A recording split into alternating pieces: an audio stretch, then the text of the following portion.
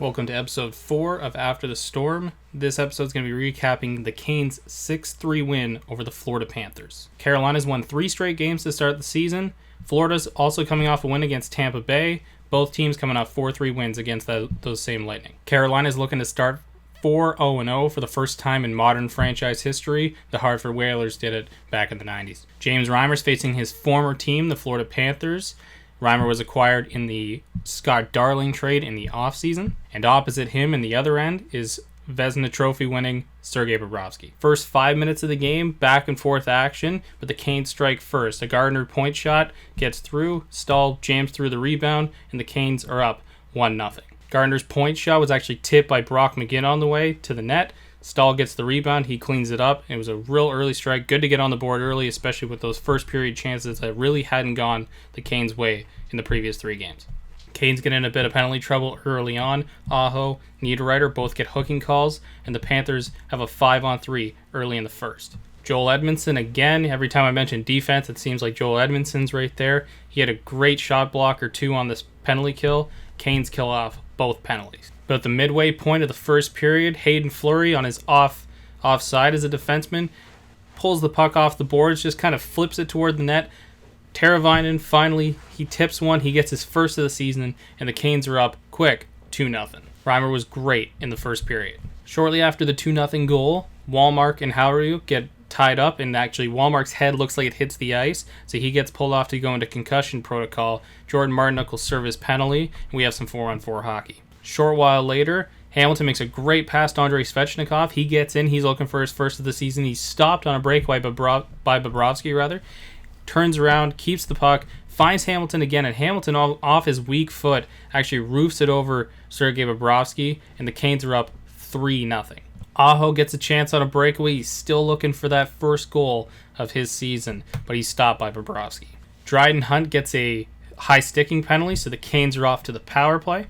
And on the power play, a similar play that we've been seeing so far to start the season, where that Teravainen pass, almost like a slap pass off the right side boards, goes through, except instead of Vericala, who was right on the doorstep ready to tip this one in as well, it was actually Ryan Dzingel. He gets his first as a member of the Carolina Hurricanes. After the first period, Canes were up 4-0, running away with the game. They were all offense. Almost at a certain point, I've been talking about that cutoff halfway through the first period, where it seems like the opposition makes that change. They start controlling play. They start finding the Carolina holes. It was actually the opposite. It looked Florida was very competitive in that first half of the period, and then Carolina just pulled away with the game. Dougie Hamilton had an outstanding first period. He's been all over the place offensively to start the season. He had just a phenomenal first period in terms of offense here as well. Getting into the second period, Samuel Montembeault comes in for relief of Sergei Bobrovsky. Bobrovsky did not look happy with his teammates in this game, giving them the death eye stare the whole time. Like, he was just hung out to dry for half of that first period, and the Canes just ran away with a 4-0 lead into the first break. Wallmark returned from the concussion protocol from the first period. He looked fine. He looked nothing changed. Obviously, he wasn't too banged up on that play with Hauriuk. Shortly thereafter, Dzingel gets a rebound. He buries it. It's 5-0 Canes. Andrei Svechnikov realizing, coming down the wing, he cuts in through the blue line. He realizes he's got a forward back in Sasha Barkov. Barkov, no slouch. It's a perennial Selke contender. Svech goes right around him, gets a nice chance, but he puts it just wide of the net. And around the midpoint of the second period here, there's a crazy sequence where a shot comes in. It's off pace, and Reimer, just trying to track it down, actually just makes this crazy acrobatic save. He throws his stick up. He's flopping around. His pad comes up. He knocks it. It's a beautiful save. He was channeling his inner Dominic Hasek on this play. Unfortunately, the puck juts out right to Mackenzie Weegar, and he makes no mistake. It's 5-1. Second period, this is where Florida really started to turn it on, and James Reimer came up huge. He made a couple great stops off of Ekblad. He was making stops off of Hoffman, and Hamilton, again, takes a tripping call. The Canes a little bit of penalty trouble in this game already. Sebastian Aho had another solid chance on a power play later in the period, but again, he can't get that puck in the net yet, and it's showing. He's visibly frustrated on that bench. Anton Strawman gets a great chance hits the post just to the right of James Reimer. Really like a seeing eye shot through a lot of traffic. The score remains 5-1. That about did it for the second period. I was noticing the Canes, they really, especially the second half of that period, pretty much right after the Dzingel goal, just kind of sat back. And I guess I understand that in this type of game, you're up a lot. It's early in the season. You kind of take, that opportunity to rest up a little bit. Personally, though, I would have liked to see the Canes press a little bit more. They just, at a certain point, it was like you could see they were just trying to shut down the neutral zone, not let Florida come through, and it resulted in the Mackenzie Weegar goal. Canes' penalty kill in this game was excellent yet again. They've been really good to start the season.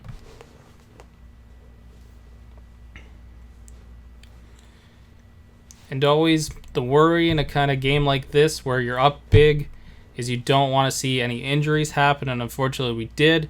It was actually to the players we weren't expecting. I thought Wallmark was really hurt, and I thought Pesce was too. Pesce got, I believe it was in the third period here, he got hurt blocking some shots, but he was fine. And Wallmark, surprisingly, after the game, I was assuming when we got the news that we'll get to a little bit later on, I thought it was going to be Wallmark that was going to be out, and it turned out to be somebody completely different. But as always, in a game like this, you just don't want to see any injuries happen. You're up big. You want to relax, play those bottom lines a little bit more, give your back your third pairing defense, even though Carolina's their whole defense is stacked. You just kind of want to see a nice easy game, but when you take out that foot off the pedal, that is sometimes when injuries happen. Third period started off and it was pretty much all Florida from the outset. Reimer was making great saves. I mentioned the penalty troubles for the Canes. I think this really progressed in this game. We've been seeing a lot of stick infractions, almost sort of lazy penalties. Some stuff it's going to happen in the course of a game, but at a certain point you're going to run into a team that's got a great power play and it's going to really make you pay for decisions like that. Panthers end up with a 4-on-3 power play. In the third, Keith Yandel gets a shot right through. It actually hits Reimer just underneath his pad, just squeaks through him. We got a 5-2 hockey game. Brock McGinn then takes a penalty on Jonathan Huberdeau, which leads to an Evgeny Donov goal on the power play, and suddenly this game is looking real close. 5-3. Svechnikov had a real good chance as well on a 2-on-1, but he couldn't get it past Samuel Montembeault. Florida pulled their goalie with about 3 minutes left in the third, and at the other end, Reimer was making more big saves. Hamilton also had a great block on Sasha Barkov, who had a wide open net. But the empty netter caught up to them. Sebastian Aho gets the puck, skates down, he gets his first of the season, he gets that monkey off his back, and the Canes lead 6-3, and that's how the game would finish. All in all, to recap this game, I really liked their performance. They had such a strong first period, it allowed them to coast, and I always look at other sports and how they deal with, a similar sport in basketball with an 82-game season. The Toronto Raptors just won the NBA title last year, and one of their big things throughout the whole season was load management and controlling the amount of minutes players were on the floor for. And I think this is an important game to look at something like that. To be able to have players be able to rest in the midst of a game, that's less tough minutes on a player throughout the season. It could mean less injuries as well. However, it does sometimes come with a price, and we saw that the night after this game. So the big story coming out of this, not only are the Canes 4-0-0 for the first time in modern franchise history, Jordan Martinook in this game, he comes down with a core muscle injury that requires surgery. And like I was mentioning earlier, he wasn't the guy I was thinking was going to actually be hurt in this game. He didn't look like it. I think from what I can see, he played a full fourth line game for the Canes in this one. Beyond the first period, he wasn't very noticeable other than serving that Wallmark penalty, but I thought he was fine. I didn't notice anything wrong with him, but I guess something came up and they took a look at it after the game. He's expected to miss 6 to 8 weeks, so that's a big hole to fill on the fourth line, and thankfully the Canes have already called up Julien Gauthier. A great start to the season continues for the Canes. Their next matchup is against the New York Islanders, a rematch of round 2 of last year's playoffs, and that goes down on Friday night. And in that game, we're going to get to see Julien Gauthier's first game of the season. Should be a great one. If you liked the video here, please consider giving it a like, subscribe if you want more of this kind of content, and also hit that notification tab. You'll get the videos as soon as they upload to YouTube. Thank you for watching.